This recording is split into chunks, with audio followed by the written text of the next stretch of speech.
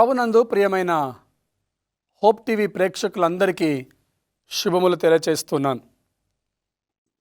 దేవుని చిత్తము జరిగించుట అనే ఈ శీర్షికలో రెండవ ప్రాముఖ్యమైనటువంటి వర్తమానమును ఈ రోజున మనము ధ్యానించనై ఉన్నాం. ఈ కడవరి దినాల్లో జీవిస్తున్న ప్రతి క్రైస్తవుడు దేవుని చిత్తాన్ని జరిగిస్తూ ఆయన రాకడ కొరకు సిద్ధపరచబడాలి. ఆయన రాజ్యంలో ప్రవేశించాలి. ఆయన రాకడను ఎదుర్కోవాలి. అందుకని వాక్యము ద్వారా మనల్ని మనము బలపరుచుకుంటూ దేవుని చిత్తాన్ని జరిగిద్దాం. ప్రియులారా, ఈ రోజున మనము ధ్యానించిన అంశము పరలోక రాజ్యంలో ప్రవేశించుటలో దేవుని చిత్తము జరిగించుట. మత్తయి సువార్త 7వ అధ్యాయము 21వ వచనాన్ని మనం చదువుకుందాం. మత్తయి సువార్త 7వ అధ్యాయము 21వ వచనము. ప్రభువా ప్రభువా అని నన్ను పిలుచు ప్రతివాడు పరలోక రాజ్యంలో ప్రవేశింపడు గాని పరలోకమందున్న నా తండ్రి చిత్త ప్రకారము చేయువాడే ప్రవేశించును. ఓ ప్రాముఖ్యమైనటువంటి అంశాన్ని ఈ రోజున మనము ధ్యానించనై ఉన్నాం. ప్రియ సహోదరి సహోదరులారా, ప్రతి క్రైస్తవుడి యొక్క అంతిమ గురి, అంతిమ లక్ష్యం పరలోక రాజ్యంలో ప్రవేశించడం. మనము చేసే భక్తి, మనము చేసే ప్రార్థన అది పరలోక రాజ్యానికి నడిపించగలగాలి. ప్రతి క్రైస్తవుని యొక్క గురి అదే. ఆ దిశలో ప్రయాణం చేస్తున్న ప్రతి క్రైస్తవుడు ఈరోజు తెలుసుకోవాల్సిన ప్రాముఖ్యమైన విషయం ఏంటో తెలిసిన, పరలోక రాజ్యంలో ప్రవేశించాలి అంటే తండ్రి చిత్త ప్రకారము చేయగలగాలి. నువ్వు పరలోక రాజ్యంలో ప్రవేశించటానికి నువ్వు తండ్రి చిత్తాన్ని జరిగిస్తున్నావా? అందుకని మత్తయి సువార్త 7వ అధ్యాయము 21వ వచనంలో అద్భుతమైన మాట మనం చదువుతున్నాం. ప్రభువా ప్రభువా అని నన్ను పిలుచు ప్రతివాడు పరలోక రాజ్యంలో ప్రవేశింపడు. ఎంతమంది ఈ రోజున ప్రభువా అని పిలుస్తున్నారు? అవును ప్రియులారా, దేవుని చిత్తాన్ని జరిగించకుండా, దేవుని చిత్తమేంటో గ్రహించకుండా, దేవుని చిత్తానికి లోబడకుండా నామకార్థముగా భక్తి చేస్తూ, నామకార్థ క్రైస్తవులుగా జీవిస్తూ పేరుకు మాత్రమే ప్రభువా ప్రభువా అని పిలుస్తున్నారేమో. గమనించు ప్రియ సహోదరి, ప్రియ సహోదరుడా, ఈ కార్యక్రమము వీక్షిస్తున్న నీవు నేను ఆధ్యాత్మికంగా బలపరచబడ్డానికి, దేవుని చిత్తాన్ని జరిగించటానికి, దేవుని నామాన్ని ఘనపరచటానికి, మహిమపరచటానికి అన్న విషయాన్ని ఈరోజు నువ్వు జ్ఞాపకము చేసుకోవాలని దేవుని మహాకృపను బట్టి నేను మిమ్మల్ని కోరుచూ ఉన్నాను. అనేకులు దేవుని నామాన్ని ఉచ్చరిస్తూ ఉన్నారు. ప్రభువా ప్రభువా అని పిలిచే ప్రతివాడు పరలోక రాజ్యంలో ప్రవేశించడు, కానీ దేవుని చిత్తాన్ని జరిగించువాడే పరలోక రాజ్యంలో ప్రవేశిస్తాడు. నీ గురి, నీ లక్ష్యం నువ్వు పరలోక రాజ్యంలో ప్రవేశించాలని ఉన్నట్లయితే నువ్వు మర్చిపోతున్న ఒక విషయం, నువ్వు దేవుని చిత్తాన్ని జరిగిస్తున్నావా? దేవుని చిత్తానికి లోబడ్డావా? నువ్వు దేవుని చిత్తానికి లోబడాలి అంటే, దేవుని చిత్తాన్ని తెలుసుకోవాలి అంటే నీకు ఒకే ఒక ఆధారం, ఒకే ఒక పరిష్కారం, అది పరిశుద్ధ గ్రంథమైనటువంటి బైబిల్ అనే విషయాన్ని నువ్వు మర్చిపోవద్దు. దేవుని మాటను నువ్వు నిర్లక్ష్యం చేసినట్లయితే, దేవుని మాటను నువ్వు పెడచెవిన పెట్టినట్లయితే, దేవుని మాటకు నువ్వు లోబడినట్లయితే, దేవుని మాటకు నువ్వు విధేయత చూపించినట్లయితే ఏమాత్రము కూడా నువ్వు దేవుని చిత్తాన్ని నెరవేర్చలేవన్న విషయాన్ని ఇక్కడ మనము జ్ఞాపకము చేసుకుంటూ ఉన్నాం. అవును ప్రియులారా, నువ్వు పరలోక రాజ్యంలో ప్రవేశించాలని ఎంతో ప్రయాసపడి నీ భక్తి జీవితాన్ని కాపాడుకుంటూ, నీ ప్రార్థనా జీవితాన్ని కాపాడుకుంటూ ఆధ్యాత్మికముగా దినదినము బలపరచబడుతున్న నీవు నేను ఈ పరలోక రాజ్య ప్రవేశంలో దేవుని చిత్తాన్ని జరిగిస్తున్నామా లేదా అనేది ఈరోజు మనల్ని మనం ప్రశ్నించుకుందాం. వాక్యాన్ని బట్టి మనల్ని మనము సరిచేసుకుందాం. మత్తయి 7:21 అంటాడు, ప్రభువా ప్రభువా అని నన్ను పిలిచిన ప్రతివాడు పరలోక రాజ్యంలో ప్రవేశింపడు, కానీ దేవుని చిత్త ప్రకారంగా నా తండ్రి చిత్తమును జరిగించువాడే పరలోక రాజ్యంలో ప్రవేశిస్తాడు. నీవు నేను ఆ తండ్రి చిత్తాన్ని జరిగించే వారమై ఉండాలి. ఇక్కడే 22, 23 వచనాలు మనం చదువుకున్నట్లయితే, ఆ దినమందు అనేకులు నన్ను చూచి ప్రభువా ప్రభువా మేము నీ నామమున ప్రవచింపలేదా? నీ నామమున దయ్యములను వెళ్ళగొట్టలేదా? నీ నామమున అనేకమైన అద్భుతములు చేయలేదా అని చెప్పుదురు. ఎవరండి వీరు? దేవుని నామాన్ని ఉచ్చరిస్తున్న వారే, దేవుని యొక్క పేరును పిలుస్తున్న వారే, దేవుని నామస్మరణ చేస్తున్న వారే అంటున్నారు కదా, ప్రభువా నీ నామమున మేము ప్రవచింపలేదా, నీ నామమున మేము దయ్యములను వెళ్ళగొట్టలేదా, నీ నామమున మేము అద్భుత కార్యములు చేయలేదా? అప్పుడు ప్రభు అంటున్నాడు, నేను మిమ్మును ఎరగను, నేను మిమ్మును ఎరగను, ఎన్నడూను ఎరగను, అక్రమము చేయువారలారా నా యొద్ద నుండి పొండని వారితో చెప్పెను. కాబట్టి ఈ నా మాటలు విని వాటి చొప్పున చేయు ప్రతి వాడును బండ మీద తన ఇల్లు కట్టుకొనిన బుద్ధిమంతుని పోలియుండును. ఆయన నామాన్ని బట్టి దయ్యాలు వెలగొట్టిన నీవు, ఆయన నామాన్ని బట్టి అద్భుత కార్యములను చేసిన నీవు, ఆయన నామాన్ని బట్టి ప్రవచించిన నీవు అక్రమము చేసే యొక్క గుంపులో ఉన్నట్లయితే, ప్రియ సహోదరి సహోదరుడా గమనించు, బాధాకరమైనటువంటి మాట, అక్రమము చేయవారలారా నా యొద్ద నుంచి వెళ్ళిపోండి అంటున్నాడు. కారణం ఏంటి? దేవుని చిత్తాన్ని జరిగించకుండా, దేవుని మాటకు లోబడకుండా, దేవుని వాక్యాన్ని గైకొనకుండా, దేవుని వాక్యానికి సంపూర్ణంగా లోబడకుండా, వాక్యమనే ఆ బండ మీద, ఆ పునాదుల మీద ఆధ్యాత్మిక జీవితాలు కట్టుకోకుండా నీవు ప్రభువా ప్రభువా అని ఆ నామాన్ని ఉచ్చరిస్తున్నావేమో. అయితే గమనించు సహోదరులా, గమనించాలి, నీవు పరలోక రాజ్యంలో ప్రవేశింపనేరవు. గమనించాలి ప్రియ సహోదరులారా, పరలోక రాజ్యంలో మీకు ప్రవేశము లేదు. కారణం ఏంటి? ఆయన నామాన మీరు ప్రవచిస్తున్నారు కదా, ఆయన నామాన మీరు దయ్యాలను వెళ్ళగొట్టారు కదా, ఆయన నామాన మీరు అద్భుత కార్యములు చేశారు కదా. బండ మీద మీరు ఇల్లు కట్టుకోలేదు, వాక్యం అనే పునాదుల మీద మీ ఆధ్యాత్మిక జీవితము కట్టబడలేదు, వాక్యాన్ని నిర్లక్ష్యము చేశారు. మనుషులు కల్పించిన పద్ధతులే దైవోపదేశములుగా బోధిస్తున్నారు, భావిస్తున్నారు, దేవుని ఆజ్ఞను అతిక్రమిస్తున్నారు, దేవుని ఆజ్ఞకు వ్యతిరేకంగా మీ జీవితాలను కట్టుకుంటున్నారు. దేవుని మాటకు మీరు లోబడటం లేదు, ఆయన ఆజ్ఞ అతిక్రమించి మీరు పాపము చేస్తున్నారు. ఆ పాపము వలన వచ్చిన జీతమే మరణమన్న విషయాన్ని ఈరోజు నీవు నేను గ్రహించాలి. వారు అడుగుతున్నారు, అయ్యా నీ నామాన్ని బట్టి మేము దయ్యాలు వెళ్ళగొట్టాం కదా, మాకు పరలోక రాజ్యంలో స్థానము లేదా? అయ్యా నీ నామాన్ని బట్టి మేము ప్రవచించాము కదా, మాకు పరలోక రాజ్యంలో స్థానము లేదా? అయ్యా నీ నామాన్ని బట్టి మేము అద్భుత కార్యములు చేశాము కదా, మాకు పరలోక రాజ్యంలో స్థానము లేదా? మీరెవరో నాకు తెలియదు, నేను ఎన్నడూ మిమ్మల్ని ఎరగను. మీరు దయ్యాలను వెళ్ళగొట్టి ఉండవచ్చు, మీరు అద్భుతాలు చేసి ఉండవచ్చు, మీరు ప్రవచించి ఉండవచ్చు, కానీ నేను ఎన్నడూ మిమ్మల్ని ఎరగను. కారణం ఏంటి? మీరు అక్రమము చేస్తున్నటువంటి వారు. ప్రియ సహోదరులారా, ఎంత భయంకరమైనటువంటి మాట! అక్రమము చేయవారులారా నా యొద్ద నుంచి పారిపోండి అని ఆయన బయటికి పంపేస్తున్నాడు. అంటే మన జీవితం ఈరోజు క్రమమైనటువంటి పద్ధతిలో ఉన్నదా, అక్రమమైనటువంటి పద్ధతిలో ఉన్నదా? మనం అందరము వాక్యాన్ని బట్టి సరిచేసుకుందాం, వాక్యాన్ని బట్టి మన జీవితాన్ని కాపాడుకుందాం. మనుషులు కల్పించిన పద్ధతులని మనము గైకొనకూడదు ప్రియులారా, వాటిని మనము బోధించకూడదు ప్రియులారా, వాటిని మనము వ్యర్థముగా భావిస్తూ, వాటిని మనము పాటిస్తూ ఆ నామాన్ని వ్యర్థంగా మనం ఆచరించకూడదని దేవుడి వాక్యాన్ని బట్టి మనతో మాట్లాడుతున్నాడు. అవును కదా, నువ్వు ప్రభువా ప్రభు అని ఆయన నామాన్ని నువ్వు పిలిచినంత మాత్రాన నీకు పరలోక రాజ్యంలో ప్రవేశము లేదన్న విషయాన్ని నువ్వు జ్ఞాపకము చేసుకోవాలి. యోహాను సువార్త 4వ అధ్యాయము 34వ వచనం మనం చదువుకున్నట్లయితే ఇక్కడ ఇంకొక అద్భుతమైనటువంటి మాటను మనం చూస్తాం. 4వ అధ్యాయము 34వ వచనం, యేసు వారిని చూచి, నన్ను పంపిన వాని చిత్తము నెరవేర్చుటయు ఆయన పని తుదముట్టించుటయు నాకు ఆహారమయ్యున్నది. ఇక్కడ మనం గమనించినట్లయితే 30వ వచనంలో, వారు ఊరిలో నుండి బయలుదేరి ఆయన యొద్దకు వచ్చి చుండిరి. ఆలోగా శిష్యులు, బోధకుడా భోజనము చేయమని ఆయనను వేడుకొనిరి.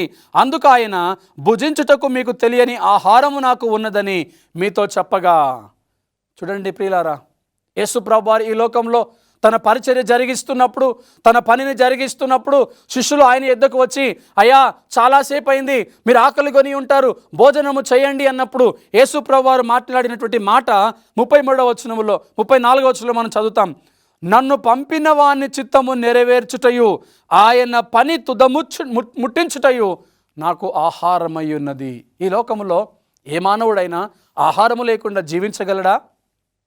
ఎక్కడికైనా ప్రయాణము చేస్తున్నప్పుడు ఆహారము లేకుండా ప్రయాణము చేయగలడా? ఎక్కడికైనా వెళ్తున్నప్పుడు ఆహారమును బట్టి ప్రణాళిక వేసుకోడా? ప్రియ సహోదరులారా, గమనించండి, ఇక్కడ జరుగుతున్నటువంటి ఈ సంఘటనలో యేసుప్రభు వారి యొక్క శిష్యులు ఆయన దగ్గరికి వచ్చి, అయ్యా మీరు భోజనము చేయండి, మీరు ఆకలిగొని ఉంటారు, భోజనము చేయండి అన్నప్పుడు యేసుప్రభు వారు మాట్లాడుతున్న అద్భుతమైనటువంటి మాట, నన్ను పంపిన వాని చిత్తము నెరవేర్చుటయు ఆ పనిని తుదముట్టించుటయు నాకు ఆహారమై ఉన్నది. ఒక్క పూట కూటి కొరకే తన జ్యేష్ఠత్వాన్ని అమ్ముకున్నటువంటి భ్రష్టుడైనటువంటి వాడు పరిశుద్ధ గ్రంథంలో ఉన్నాడు. ఈ లోకంలో అనేక మంది ఉన్నారు. ఒక్క పూట కూటి కొరకు ప్రియులారా, ఒకే ఒక్క పూట భోజనం కొరకు భక్తి జీవితాన్ని పాడు చేసుకున్నటువంటి వ్యక్తి పరిశుద్ధ గ్రంథంలో కనబడుతున్నాడు. ఈ రోజున మన ఆధ్యాత్మిక జీవితంలో కూడా ఒక్క పూట కూటి కొరకు మన ప్రార్థనను కానీ, మన భక్తి జీవితాన్ని కానీ, మన ఆధ్యాత్మిక జీవితాన్ని కానీ మనం పక్కన పెట్టి ఉన్నామేమో, లేదా మన ప్రార్థనా జీవితాన్ని, ఆధ్యాత్మిక జీవితాన్ని, పరిశుద్ధమైన జీవితాన్ని పాడు చేసుకున్నామేమో. భోజనమును బట్టి ఎంతమంది తమ జీవితాలు కాపాడుకున్నారో చూడండి. భోజనమును బట్టి ఎంతమంది తమ జీవితాలను పాడు చేసుకున్నారో చూడండి. దానియేలు బానిసగా పట్టబడినప్పుడు షడ్రకు, మేషకు, అబేద్నెగోలు ఆ నలుగురు యవనస్తులు ఆ బానిస దేశంలో ఉంటూ ఉండగా వారు ఎదగటానికి, వారు బలము పొందుకోవటానికి, వారి యొక్క ముఖములో చక్కటి అందము, సౌందర్యము కనిపించటానికి, వికారముగా ఉండకుండా ఉండటానికి రాజు యొక్క భోజనము వారికి వడ్డించబడినప్పుడు వారు ఆ భోజనమును బట్టి దేవుని చిత్తాన్ని జరిగించలేము అని వారు ఆ భోజనమును తృణీకరించలేదా? ఈ భోజనమును బట్టి మేము దేవుని నామాన్ని అవమానపరచలేము, ఈ భోజనమును బట్టి దేవుని యొక్క చిత్తాన్ని మేము జరిగించకుండా భ్రష్టులం అవ్వడం మాకు ఇష్టం లేదు అని ఆ భోజనమును వారు ప్రక్కన పెట్టలేదా ప్రియులారా? కానీ ఏశావు జీవితంలో మనం చూసినప్పుడు ఒక్క పూట కూటి కొరకు తన జ్యేష్ఠత్వాన్ని అమ్ముకున్నటువంటి వ్యక్తిగా మనం కనుగొంటున్నాం. ఇక్కడ ఈ మాటలో భోజనము అనే విషయం వచ్చినప్పుడు యేసుప్రభు వారు అంటున్నారు, నా తండ్రి చిత్తము నెరవేర్చటమే, ఆ పనిని తుడముట్టించటమే నాకు ఆహారమై ఉన్నది. నా ప్రాముఖ్యమైన ఆహారం ఏంటో తెలిసిన దేవుని యొక్క పని జరిగించటం. మన ఆధ్యాత్మిక జీవితంలో ఒక క్షణం మనం ఆలోచించినట్లయితే, కోటి తిప్పలు కూటి కొరకే అన్నారు పెద్దలు. ఎంతోమంది ఈ రోజున ఉద్యోగాల నిమిత్తమై, వ్యాపారాల నిమిత్తమై, సొంత పనుల నిమిత్తమై ప్రయాసపడుతూ భారములు మోసుకుంటూ ఆ ప్రయాసములో, ఆ భారములో భక్తి జీవితాన్ని పక్కన పెట్టి, విశ్వాసమును, ప్రార్థనను, వాక్యమును ప్రక్కన పెట్టి దేవుని చిత్తములో నుంచి బయటికి వెళ్ళి భ్రష్టులైపోయిన వారు ఎంతమంది ఉన్నారో. అందుకని ప్రియ సంగమా, దేవుని చిత్తము జరిగించటము మన పని అయి ఉన్నది. దేవుని చిత్తాన్ని జరిగించేవాడే నిరంతరము నిలుస్తాడు. గడిచిన కార్యక్రమంలో మనం చదువుకున్నాం, మనం నేర్చుకున్నాం, దేవుని చిత్తమును జరిగించేవాడే నిరంతరము నిలుస్తాడు. కానీ ఈ రోజున అనేక మంది దేవుని సంఘానికి దూరముగా ఉంటున్నారు. కారణం ఏంటయ్యా అంటే, అయ్యా మాకు ఉద్యోగాల భారం ఉన్నది, మాకు వ్యాపారాల భారం ఉన్నది, మా సొంత పనుల భారం ఉన్నది, నా మీద ఎంతో బాధ్యత ఉన్నది, నా మీద ఎంతో కుటుంబ భారం ఉన్నది అని ఈ యొక్క ఆలోచనలో పడిపోయి దేవుని చిత్తములో నుండి బయటికి వెళ్ళిపోయి దేవుని చిత్తమును జరిగించకుండా వారి కడిపే వారి దేవుడు అన్నట్లు, నాశనమే వారి అంతం అన్నట్లుగా దేవుని చిత్తములో నుండి బయటికి వెళ్ళిపోయి భ్రష్టులైపోయిన వారు ఎంతమంది ఉన్నారో. అట్టి గుంపులో నుంచి నీవు నేను బయటికి రావాలని ఈ చక్కటి అద్భుతమైన కార్యక్రమాన్ని ప్రభు మన కొరకు ఏర్పాటు చేశాడు. ఆ కార్యక్రమమే దేవుని చిత్తము జరిగించుట. ఈ కార్యక్రమాన్ని వీక్షిస్తున్న ప్రియ సహోదరి, సహోదరుడా, నువ్వు దేవుని చిత్తాన్ని జరిగించడానికి రా, వాక్యాన్ని విను, వాక్యానికి లోబడు, వాక్యానికి నీ హృదయాన్ని సమర్పించుకో, వాక్యమును బట్టి నీ జీవితాన్ని కాపాడుకో. వాక్యము ద్వారా దేవుని చిత్తానికి నువ్వు లోబడు, నువ్వు నిరంతరము నిలగలుగుతావు. యేసుప్రభు వారు అంటున్నారు, నన్ను పంపిన వాని చిత్తము నెరవేర్చటమే, ఆ పనిని తుదముట్టించటమే నాకు ఆహారమై ఉన్నది. అనగా ప్రియులారా, ఆహారానికి ప్రాధాన్యత ఇవ్వలేదు, లోకములో ఉన్న దేనికి ప్రాధాన్యత ఇవ్వలేదు, కానీ దేవుని పని జరిగించటానికి, దేవుని చిత్తము జరిగించటానికి, ఆ పనిని తుదముట్టించటానికి ఆయన ప్రాధాన్యత ఇచ్చాడు మన యేసుప్రభు వారు. ఆయనే మనకు మాదిరి, ఆయనే మనకు ఆదర్శం, ఆయనే మన గురి. ఆయనను చూస్తూ మనం అడుగులు వేయాలి. ఆయన అడుగులో మనం అడుగు వేస్తూ ప్రయాణాన్ని కొనసాగించాలి. ఆయనను బట్టి మనం ప్రయాణం చేయాలి. ఆయనే మనకు ఒక మాదిరి ఉంచాడు. ఆ మాదిరి ఏంటంటే, ఆహారము తినడం నాకు ముఖ్యం కాదు, కానీ నా తండ్రి చిత్తాన్ని నెరవేర్చడమే నాకు ముఖ్యం. నీ ఆలోచన ఏమైనది? నీ ప్రార్థన ఏమై ఉన్నది ప్రియుడా? భోజనము కాదు ముఖ్యము, అన్నపానములు కాదు ముఖ్యము, దేవుని చిత్తము నెరవేర్చటము ముఖ్యం. నా అధికారము, నా ఉద్యోగము, నా వ్యాపారము, నా సొంత పనులు, నా ప్రయాసములు, నా భారములు కాదు ముఖ్యము, దేవుని చిత్తము జరిగించటం ముఖ్యము. నువ్వు నమ్ముచున్నావా? ఈ వాక్యమును బట్టి దేవుడు నీతో మాట్లాడుతున్నాడు. 6వ అధ్యాయము 38వ వచనాన్ని మనం చదువుకుందాం. యోహాను సువార్త 6వ అధ్యాయము 38వ వచనము. నా ఇష్టమును నెరవేర్చుకొనుటకు నేను రాలేదు, నన్ను పంపిన వాని చిత్తము నెరవేర్చుటకే పరలోకము నుండి దిగి వచ్చి తిని. యేసు ప్రభువారు ఈ లోకానికి వచ్చాడు. మానవ రూపిగా, దైవమే దైవ కుమారుడిగా మానవ రూపిగా ఈ లోకానికి వచ్చినప్పుడు ఆయన అంటున్న మాట, నా చిత్తాన్ని నేను జరిగించుకోవటానికి ఈ లోకానికి రాలేదు, నా ఇష్ట ప్రకారంగా జీవించటానికి నేను ఈ లోకానికి రాలేదు, కానీ నన్ను పంపిన వాని చిత్తము నెరవేర్చడానికి ఈ లోకానికి వచ్చాను. ఎంత అద్భుతమైనటువంటి మాట ప్రియులారా! మన ప్రభువు, మన రక్షకుడు, మన ఆదర్శ ప్రియుడు చెప్తున్నటువంటి మాట, తన తండ్రి చిత్తాన్ని నెరవేర్చడానికి ఈ లోకానికి వచ్చాడు. అందుకే బాధలు అనుభవించాడు, కష్టాలు అనుభవించాడు, శ్రమల గుండా ప్రయాణం చేశాడు. తండ్రి, ఈ గిన్నె నా యొద్ద నుంచి తొలగించు, అయినను నా చిత్తము కాదు, నీ చిత్త ప్రకారమే ఇది జరుగునుగా. కానీ తనను తాను రిక్తునిగా చేసుకున్నాడు, నల్లగొట్టుకున్నాడు, శిలువ మరణానికి అప్పగించుకున్నాడు. అంటే ప్రియులారా, యేసు ప్రభువారు తన తండ్రి చిత్తానికి లోబడ్డాడు. ఎవరైతే తండ్రి చిత్తానికి లోబడతారో, ఎవరైతే దేవుని మాటకు లోబడతారో, దేవుని చిత్తాన్ని గ్రహిస్తారో, దేవుని చిత్తానికి లోబడాలి అని విధేయత కలిగి ఉంటారో, వారు అనేకమైన శ్రమల గుండా సులువుగా ప్రయాణము చేయగలుగుతారు. కష్టాల కొలిమిలో నుండి సులువుగా ప్రయాణము చేయగలుగుతారు. శోధనల్ని జయించగలుగుతారు.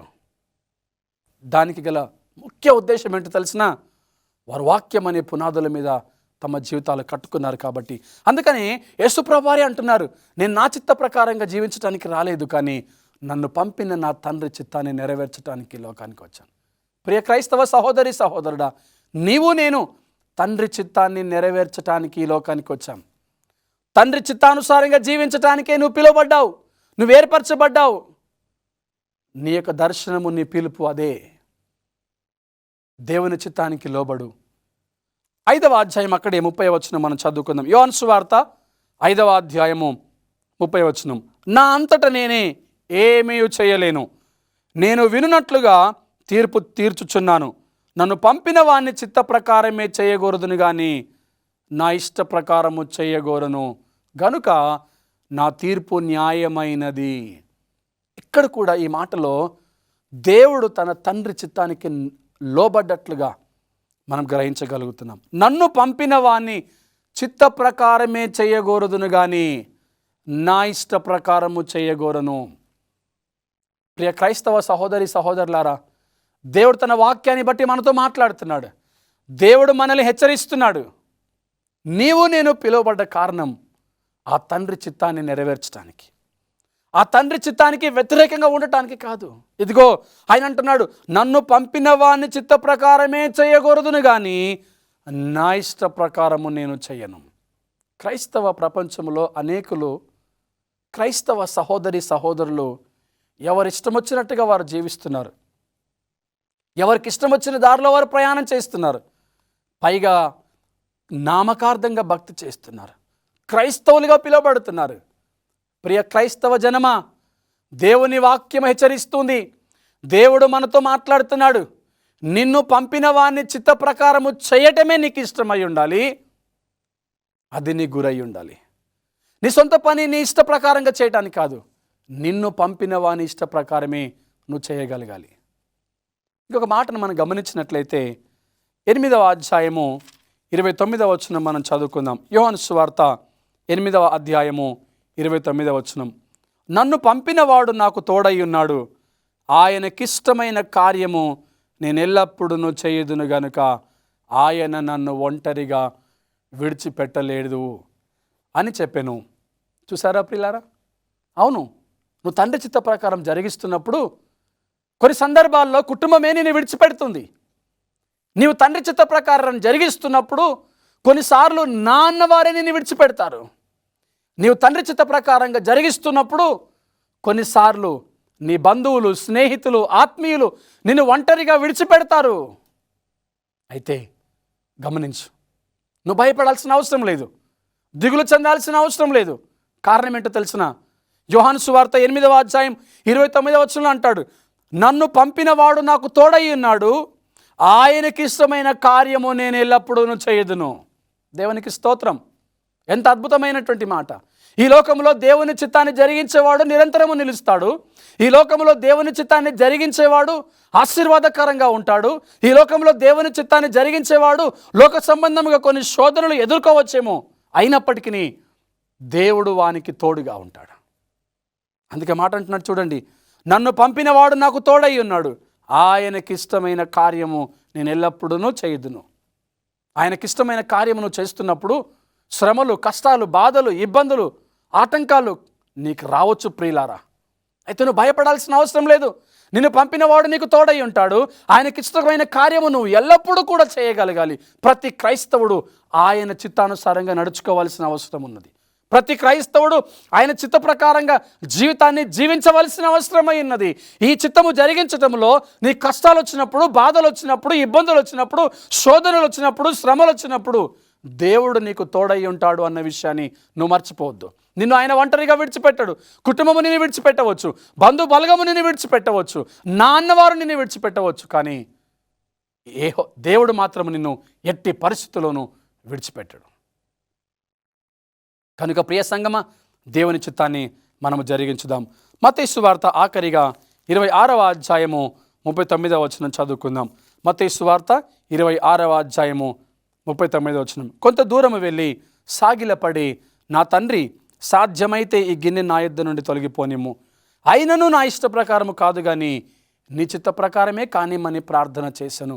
మన పరలోకపు తండ్రి చేసిన ప్రార్థన, మన రక్షకుడు, విమోచకుడు, రారాజు యేసుక్రీస్తు చేసిన ప్రార్థన. ఈ లోకంలో ప్రియులారా, మానవ రూపిగా ఈ లోకానికి వచ్చిన ఆయన, మానవుల యొక్క పాపానికి ప్రాయశ్చిత్తార్థముగా వచ్చిన ఆయన, మానవుల స్థానములో మరణించడానికి, రక్తాన్ని కార్చడానికి వచ్చిన యేసయ్య చేస్తున్న ప్రార్థన ఏంటో తెలిసిన? శోధనల గుండా ప్రయాణం చేస్తున్నప్పుడు, తండ్రి తండ్రి సాధ్యమైతే ఈ గిన్నె నా యొద్ద నుండి తొలగిపోనిమ్ము, అయినను నా ఇష్ట ప్రకారం కాదు నీ ఇష్ట ప్రకారమే కానిమ్మని ప్రార్థన చేశాను. అవునండి, మానవ రూపిగా ఉన్నాడు కాబట్టి ఆ శోధనను చూస్తున్నప్పుడు ఆయన కన్నీళ్లతో ప్రార్థన చేస్తున్నాడు. పరలోకపు తండ్రికి అడుగుతున్నాడు, అయ్యా ఈ కష్టాన్ని నేను జయించవలసి ఉండగా, ఈ శోధనను నేను జయించవలసి ఉండగా, ఈ గిన్నె నా యొద్ద ఉంటూ ఉండగా ప్రభువా, ఇదిగో ఈ గిన్నెను నా యొద్ద నుంచి తొలగించు అన్నాడు. కానీ కింది మాటలోకి వచ్చినప్పుడు అయినను నా ఇష్ట కాదు నీ ఇష్ట ప్రకారమే కానిమ్మని ప్రార్థన చేశాడు. ప్రతి క్రైస్తవుడు శోధింపబడవలసిన వాడై ఉన్నాడు, శోధనల గుండా ప్రయాణం చేయవలసిన వాడై ఉన్నాడు. ఈ ప్రయాణంలో దేవుడు నీకు తోడుగా ఉంటాడన్న విషయాన్ని మర్చిపోకు. నన్ను పంపినవాడు నాకు తోడై ఉన్నాడు కనుక నేను ఆయన ఇష్ట ప్రకారమే చేస్తాను అన్నట్లుగా ప్రియులారా, ఆయన నీకు తోడుగా ఉన్నాడు కాబట్టి నువ్వు భయపడాల్సిన అవసరం లేదు. దేవుని చిత్తాన్ని నువ్వు జరిగించాలి.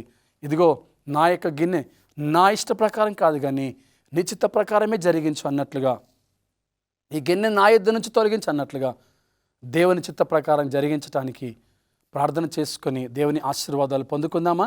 ప్రార్థన. మహాపరిశుద్ధమైన మా తండ్రి, మీ ఘనమైన నామమునకు వందనాలు, స్తోత్రాలు చెల్లిస్తున్నాం ప్రభువా. మీ చిత్తాన్ని జరిగించే బిడ్డలుగా ఈ లోకంలో జీవించడానికి మీ కృప మాకు దయచేయండి ప్రభువా. అవునైనా మీ ప్రియకుమారుడు యేసుక్రీస్తు ఈ లోకంలో వచ్చినప్పుడు మీ చిత్త ప్రకారంగా జరిగించాడు, మీ చిత్తానుసారంగా జీవించాడు. ఈ గిన్నెను నా యొద్ద నుంచి తొలగించు, అయినను నా చిత్తము కాదు నీ చిత్త ప్రకారమే కానిమ్మని ప్రార్థన చేసి మీ చిత్తానుసారంగా జీవించి మీ చిత్త ప్రకారము జరిగించినట్లుగా మేము గమనించి ఉన్నాం. మేము కూడా ఈ లోకంలో ప్రభువా మీ చిత్తానుసారముగా జీవించడానికి, మీ చిత్తానికి లోబడడానికి మీ కృప దయచేయమని, ఈ కార్యక్రమాన్ని వీక్షిస్తున్న ప్రతి ఒక్కరిని మీరు ఆశీర్వదించమని యేసుక్రీస్తు పరిశుద్ధ నామములో ప్రార్థిస్తున్నాము తండ్రి. ఆమేన్.